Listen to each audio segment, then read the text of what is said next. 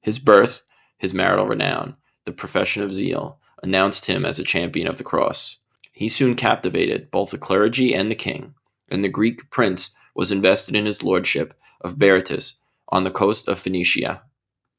In his neighborhood resided a young and handsome queen of his own nation and family, great-granddaughter of the Emperor Alexius, and widow of Baldwin III, King of Jerusalem. She visited and loved her kinsman. Theodora was the third victim of his amorous seduction, and her shame was more public and scandalous than that of her predecessors. The emperor still thirsted for revenge, and his subjects and allies of the Syrian frontier were repeatedly pressed to seize the person and put out his eyes of the fugitive. In Palestine, he was no longer safe, but the tender Theodora revealed his danger and accompanied his flight. The Queen of Jerusalem was exposed to the east. His obsequious concubine and two illegitimate children were the living monuments of her weakness. Damascus was his first refuge, and, in the characters of the great Nur ad-Din and his servant Saladin, the superstitious Greek might learn to revere the virtues of the Muslims. As a friend of Nur ad-Din, he visited, most probably, Baghdad and the courts of Persia, and after a long circuit around the Caspian Sea and the mountains of Georgia, he finally settled among the Turks of Asia Minor, the hereditary enemies of his country.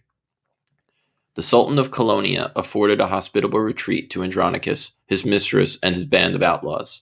The debt of gratitude was paid by frequent inroads in the Roman provinces of Trebizond, and he seldom returned without an ample harvest of spoils and of Christian captives. In the story of his adventure, he was fond of comparing himself to David, who escaped, by a long exile, the snares of the wicked. By the royal prophet, he presumed to add, was content with the lurk on the borders of Judea, to slay an Amalekite, and to threaten in his miserable state the life of the avaricious Nabal. The excursions of the Comenian prince had a wider range, and he had spread over the eastern world the glory of his name and religion. The death of Manuel and the disorders of the minority soon opened the fairest field to his ambition. The emperor was a boy of 12 or 14 years of age, without vigor, or wisdom, or experience. A civil war was kindled in Constantinople. The two factions fought a bloody battle in the square of the palace, and the rebels sustained a regular siege in the cathedral of St. Sophia. The patriarch laboured with honest zeal to heal the wounds of the republic. The most respectable patriots called aloud for a guardian and an avenger, and every tongue repeated the praise and the talents and the virtues of Andronicus. In his retirement, he affected to resolve the solemn duties of his oath. If the safety or honor of the imperial family be threatened, I will reveal and oppose the mischief to the utmost of my power.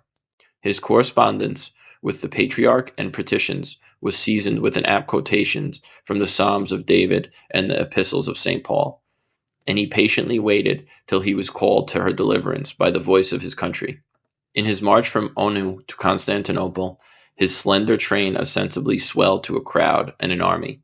His profession of religion and loyalty were mistaken for the language of his heart, and the simplicity of a foreign dress, which showed to advantage his majestic stature, displayed a lively image of his poverty and exile.